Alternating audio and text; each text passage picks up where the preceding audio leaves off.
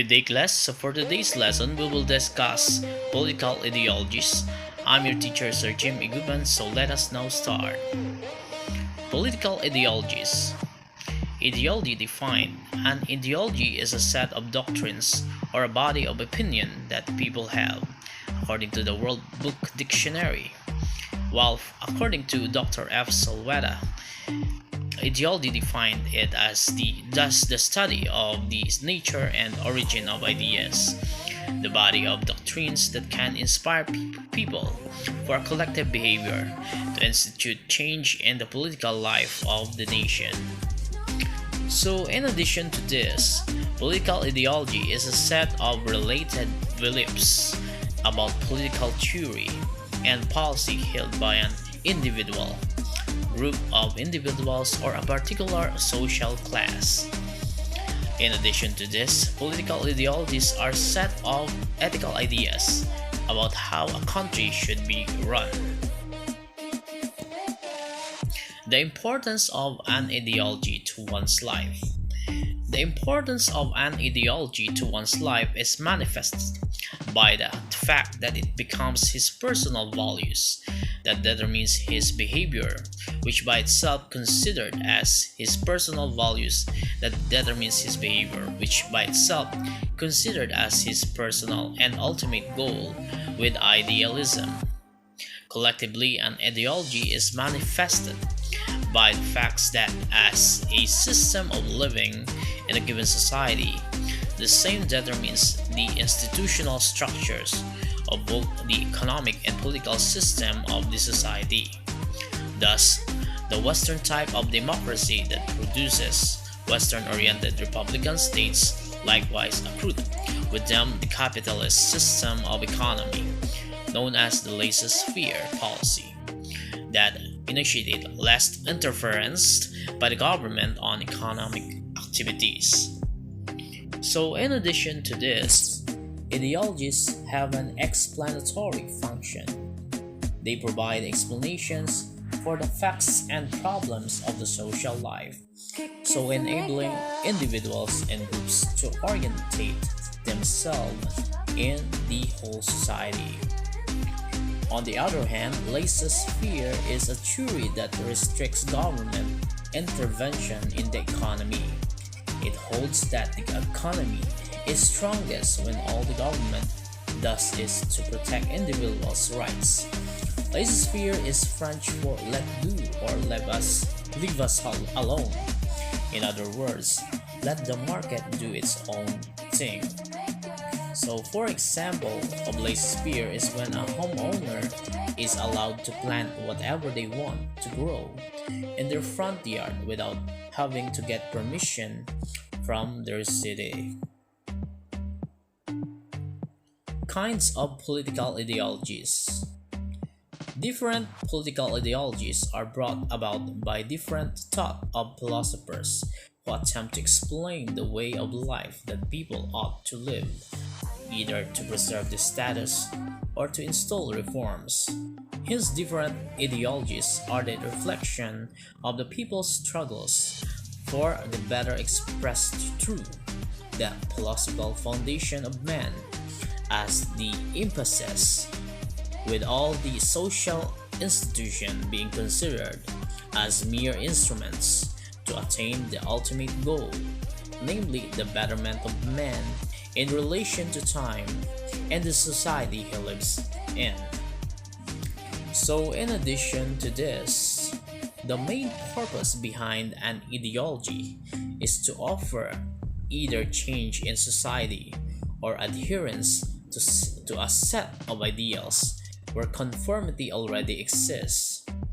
Through a normative thought process, ideologies are systems of abstract thought applied to public matters and thus make this concept central to politics. Types of ideologies. So we have the first one, the anarchism. It came from the Greek word anarchy, which literally means no government, with no restraint except his own weakness in relation to the strength of another. Its proponent was Mikhail Bakhtin, a Russian and advocate who lived from this time. This was supported by some philosophers of their time, such as William Godwin of England and Pierre Proudhon of France. So, in addition to this, anarchy is the state of a society being freely constituted without authorities, as you observe in our images, or a governing body. It may also refer to a society or group of people that entirely rejects a set of hierarchy. Anarchy was first used in 1539, meaning an absence of government. Also, anarchists argue that the only authority that has moral and legitimate force is the authority that each individual gives to himself, for nobody can be contained to perform any act derives from his own independent will. They argued further that the individual rights to legislate for himself is inalienable. So, in addition to this, a right that can be restrained or repealed by human laws, sometimes called natural rights or inalienable rights, flow from our nature as free people. That's why anarchism has this kind of characteristics. Next, we have the capitalism. The industrial age in the 16th century that started in England gave birth to the new ideology of capitalism. The basic tenet of this political ideology is to add to an old anarchism with emphasis on economic activities, whereby the laissez-faire, or it means let alone policy, is vivified with the less interference as can be possible from the government. So the evil of capitalism, however, was seen with the capitalists' insatiable desire for more wealth out of what they have. Wealth begins with a wealth, so that the rich getting richer and the poor getting poorer, as the latter have no wealth to create wealth for themselves. Thus, the monopoly of becoming rich by the wealthy to the prejudice of the poor, who are exploited but compelled to work for their daily survival and that of their families. So, in addition to this, political capitalism is an economic and political system in which the economic and political elite cooperate for their mutual benefit only. The economic elite influence the government's economic policies to use regulations, government spending, and the design of the tax system to maintain their elite status in the economy. Again, a laissez-faire economy gives businesses more space and autonomy from government rules and regulations that would make business activities harder and more difficult to proceed. Such an environment makes it more viable for companies to take risks and invest in the economy.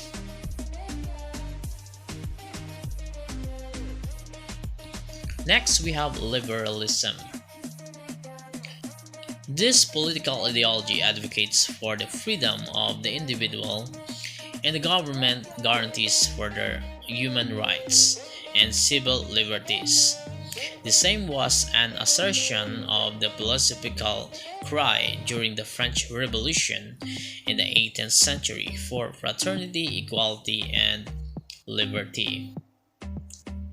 So, in addition to this, the intellectual founders of liberalism were the English philosopher John Locke, who developed a theory of political authority based on natural individual rights and the consent of governed, and the Scottish economist and philosopher Adam Smith, who argued that societies prosper when individuals are free to pursue their self-interest. With an economic system based on private ownership of the means of production and competitive markets, controlled neither by the state nor by private monopolies. Next, we have conservatism. Conservatism, as a political thought, adheres to the preservation of existing condition and institution. It resists changes and preserves the status quo and perpetuates the same. The conservative refuse to initiate change, especially the long established institutions which have earned respect and reverence with the lapse of time. In addition, conservatism supports emphasis on traditions and relies on the individual to maintain society. Next, we have the communism. The political ideology adheres to the common ownership of properties, especially the means of production. This common ownership is ascribed to the state, which managed and controlled by the Communist Party as the guardian or caretaker of the same. The basic tenets of communism as political thought is from him according to his ability and to him according to his needs. Thus, every member of the community or the state is required to contribute according to his capacity in the creation of wealth, and shall get this share therefore according to their needs or to his needs. So in addition to this, in today's time, the existing communist states in the world are China, Cuba, Laos, and Vietnam. These communist states often do not claim to have achieved socialism or communism in their countries, but to be building and working toward the establishment of socialism in their countries. Socialism. This political ideology is the derivation of both communism and capitalism. Its communist aspect is expresses in its basic features, which advocates for the control by the state of the basic industries of vital importance, while the capitalism is expressed through the exercise by the citizens of laissez-faire policy with respect to the industries of no vital importance. The advocates of this philosophy, such as Karl Marx and Jean-Jacques Rousseau, believe that human society is evolving toward a perfect society. So in addition to this, socialism is an economic and political system. It is an economic theory of social organization. It states also that the means of making, moving, and trading wealth should be owned or controlled by the workers. Socialists believe that everything in society is made by the cooperative efforts of the people and citizens. Next, we have the Authoritarian Socialism. The basic tenet of authoritarian socialism is that most of the states is basically socialist, and that most governments are authoritarian. The basic characteristics is the concentration of powers, the few elite members of the society, which greatly influence the economic well-being of the great majority of the citizenry.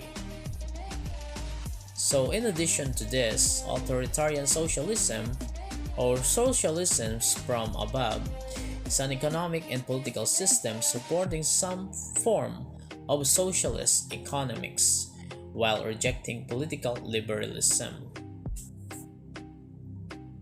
Next, we have the democratic socialists. The basic feature of democratic socialism is anchored on the rights of the workers to organize political parties in order to actively participate in the shaping especially of the economic policies through the trade unionism. So in addition to this, a democratic socialism is defined as having a socialist economy. in which the means of the production are socially and collectively owned or controlled, alongside a democratic political system of government. Next, we have the Fascism. This ideology advocates a totalitarian system of government which dictatorship anchored on strong nationalism or even racism. The development of this kind of ideology was greatly attributed to the initial success of Nazism in Germany under Adolf Hitler and thus followed by Benito Mussolini in Italy. This ideology advocates a totalitarian system of government with dictatorship anchored on strong nationalism or even racism. The development of this kind of ideology was greatly attributed to the initial success of Nazism in Germany under Adolf Hitler and thus followed by Benito Mussolini. Okay, so in addition to this, Fascism arose in Europe after World War I when many people yearned for national unity and strong leadership. In Italy, Benito Mussolini used his charisma to establish a powerful fascist state. Benito Mussolini coined the term fascism in 1919 to describe his political movement. In simple terms, fascism is defined as a government structure where one dictator has complete control of the entire country, state, or territory. Anyone who opposes this dictator is suppressed and individual rights are often oppressed.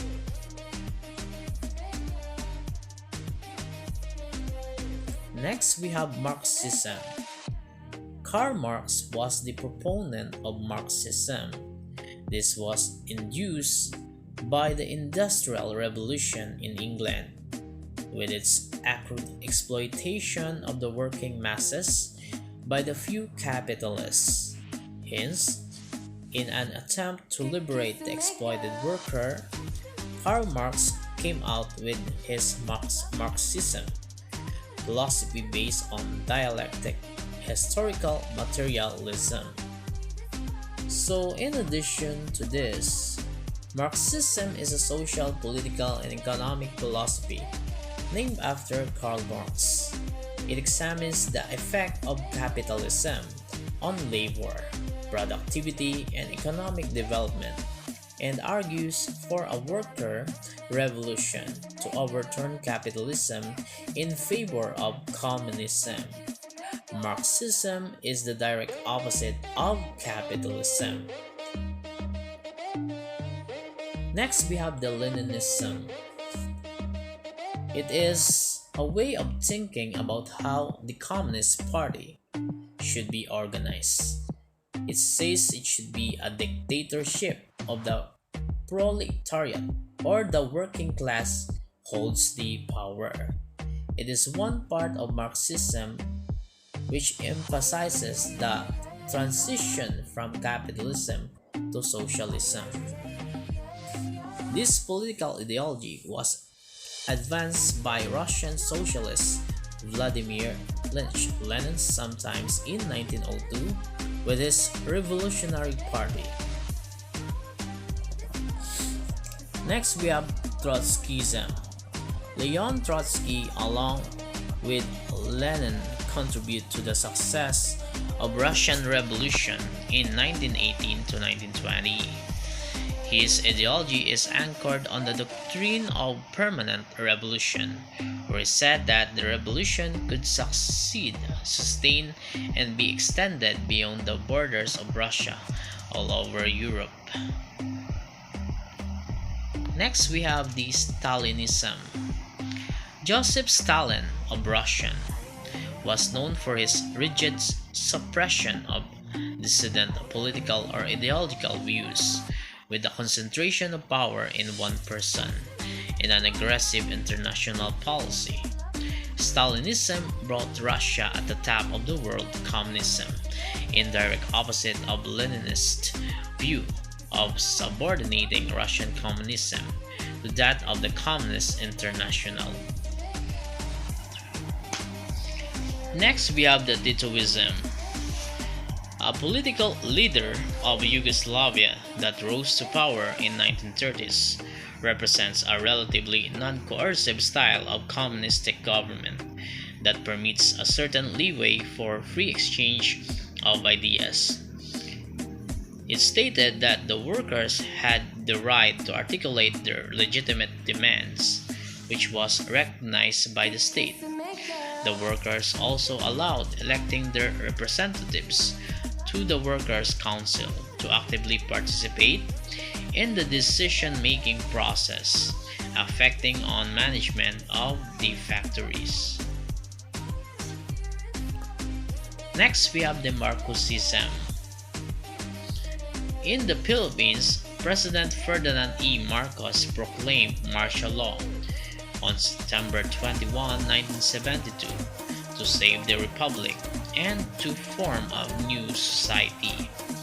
He ruled the country from 1965, when he was first elected president, until his ouster in 1986. Apparently, Marcos proclaims martial law to save the country from imminent communist takeover of the Philippines government, although according to some opposition critics, the chaos when prevailing was only a ploy of Marcos himself, just for him to create grounds upon which martial law rule could be proclaimed so that he could perpetuate himself in power. Next, we have Dutertism. After about 30 years since Marcos was ousted in 1986, that produced two Aquino presidents, the wife and the son of Benigno Aquino Jr., then the martyr of martial law, no substantial change had happened to the lives of the majority Filipino who have been languishing in the pangs of poverty. Hence, as a protest of status quo, President Duterte won by 16 million votes in May 9, 2016 presidential election. The first 100 days of Duterte's administration was marked with criticism by human rights advocates, both within the Philippines and international community, such as US and even the UN, relative to his anti-drugs campaign. So in addition to this, Dutertism was inspired by our President Duterte. Dutertism is not about all his statements and administration. Dutertism is about exposing the problems of our society, criticizing the routine system of the Philippine society, and propagating to the masses the concept of national democratic politics. Also, this is one way of promoting mass-oriented arts and culture. Next, we have Module 3, titled Power Dimension, Types and Consequences. Learning objectives. At the end of this lesson, students are expected to define power, recognize the nature, dimensions, types, and consequences of power, and analyze the nature, dimension, types, deployment, and consequences of power. Assess how power is exercised in different situations.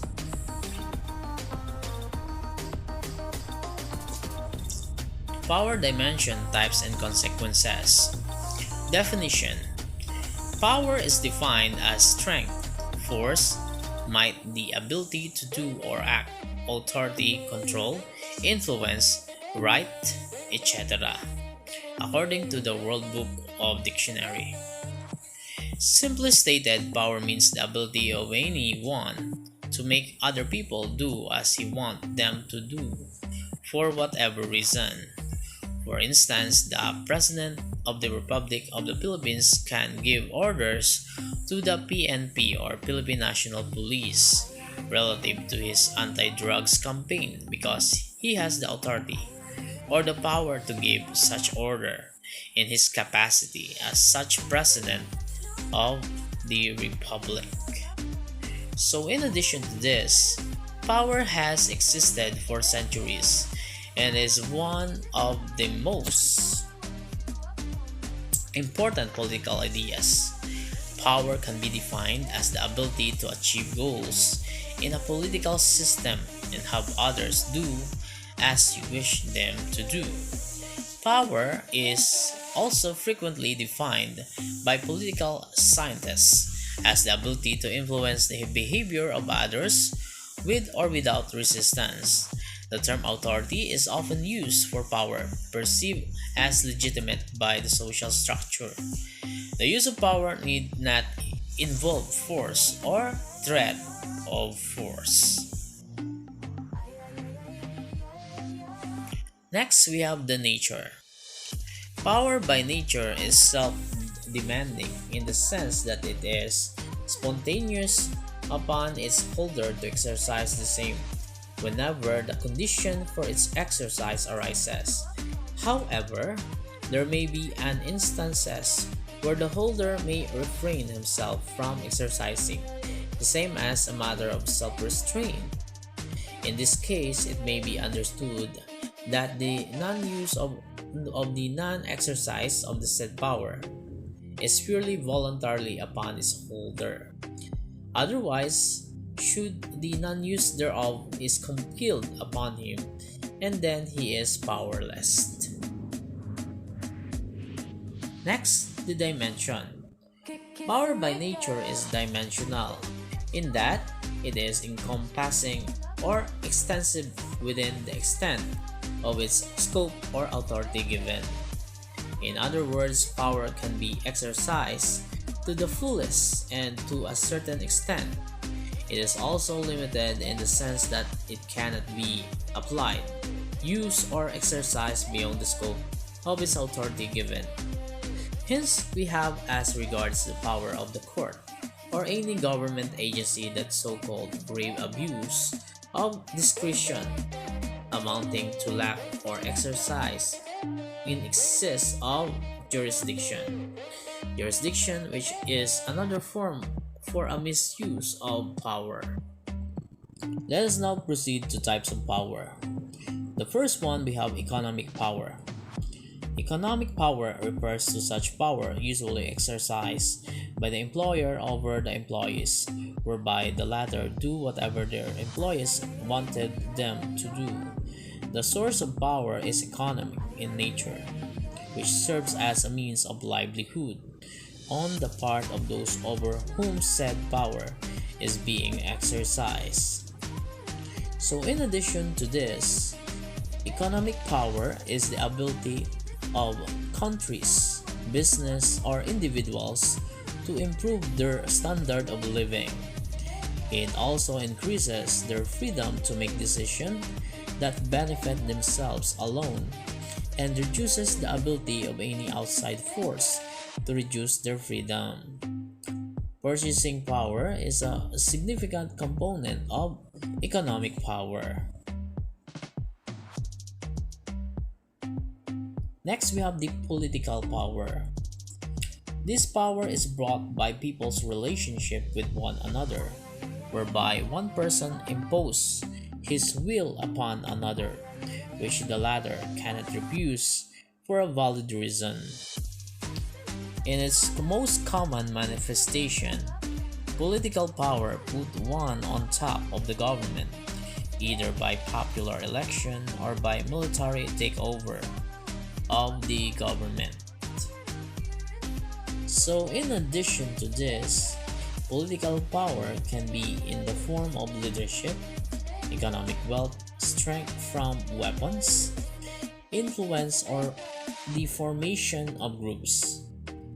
Although power can have many forms, it can only exist when allowed to exist.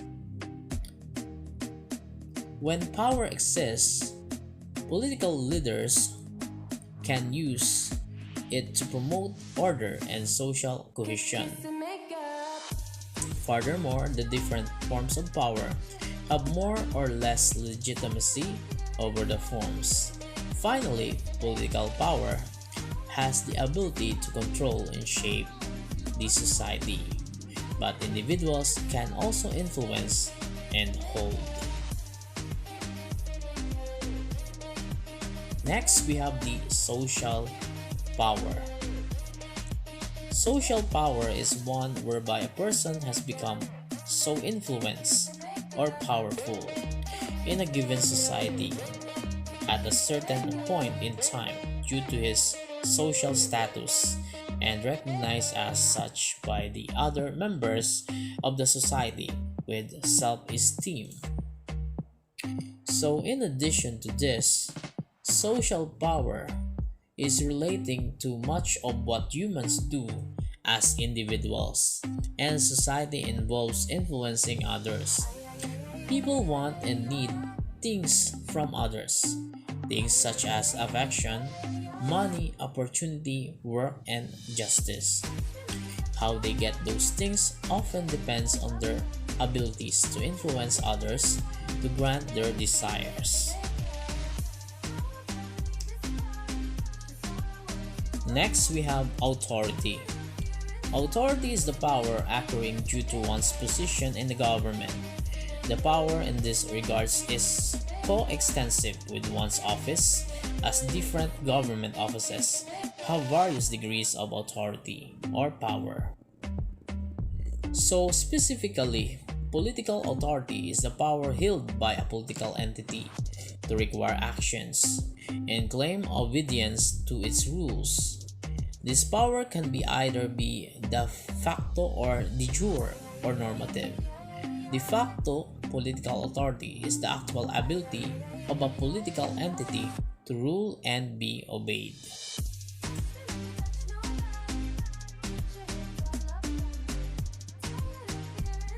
Next, we have the military power.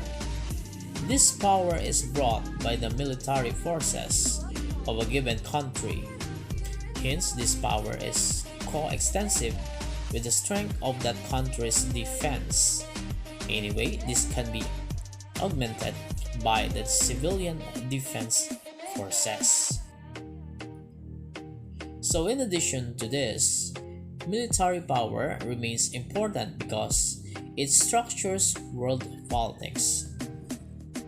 It is true that in many relationships and issues, military force is increasingly difficult or costly for states to use. Military force, along with norms and institutions, helps to provide a minimal degree of order. Next, we have jurisdiction. Jurisdiction refers to such power on the count to try cases and impose its judgment. This is the subject to the laws that determine the degree and manner of its exercise, as well as the persons over whom the same could be exercised. So what is the jurisdiction and why is it important? It is important in a sense that it refers to whether a court has the power to hear a given case. Jurisdiction is important because it limits the power of a court to hear certain cases. Next, we have consequence. The consequence of power is the due and or undue exercise of the same, which consequently brought either progress or decadence at a given society at a certain point in time. The due exercise of the same refers to the use of such power in accordance with the law, and the undue exercise thereof is the use of it against the law. So power and consequence are often closely related. The basic principle is that a person with power has the ability to create consequences for the target person, who takes these consequences into an account when they are deciding whether to comply with a request or refuse it. Next, we have the source of power. Source of power. The common sources of power are influence, authority, money, love, sex, physical or moral force. There are people who are said to be influential because just by their mere gestures, they can move people. Authority, which is the power vested in a person by virtue of his position in the government, whether elective or appointive, also make people move in consonance with the directives duly issued. Politics in action. People usually move as dictated by their personal interest, and since they are created unique, people have varied interests. People in many respects are different from each other, but in some respects, they are the same. Individually, everyone is responsible for his place in the sun. He wants to push for his interests against that of another with conflicting interests upon people. So, for example, about politics in action. In times of election, people in a community vote for their self-interest by any means, and on the other hand, congressmen simply seek re-election by satisfying their constituents' self-interest.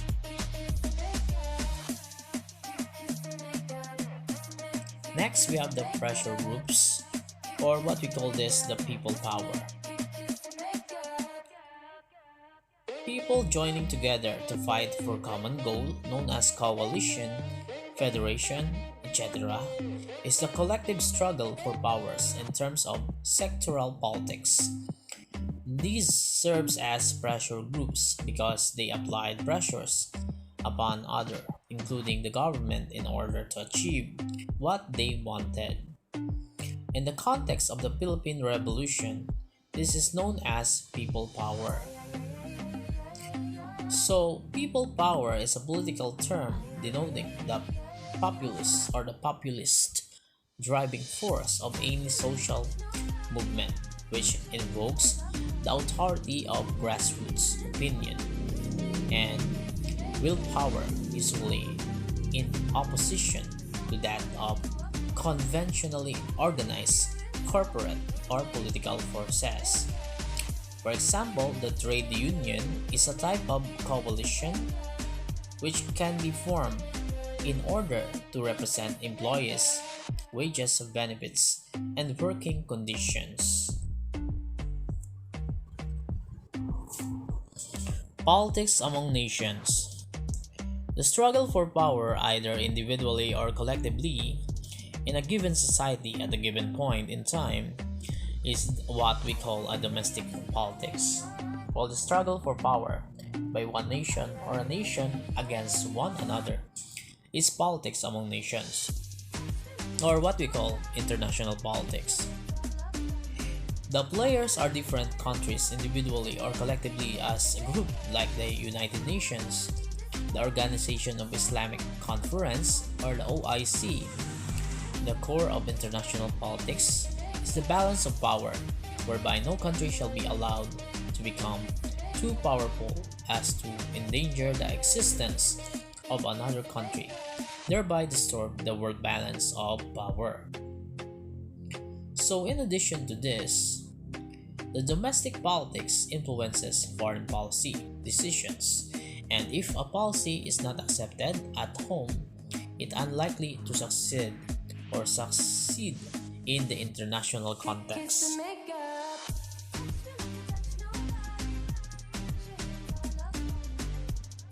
So in addition to this, domestic politics influences foreign policy decisions, and if a policy is not accepted at home, it is unlikely to succeed in the international context.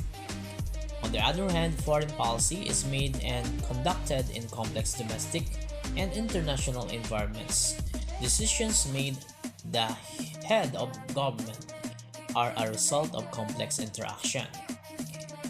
International politics goes beyond peace and war, past poverty, and business. Rather, it explores the key players in world politics and identifies the theories of how resolution and cooperation can be reached.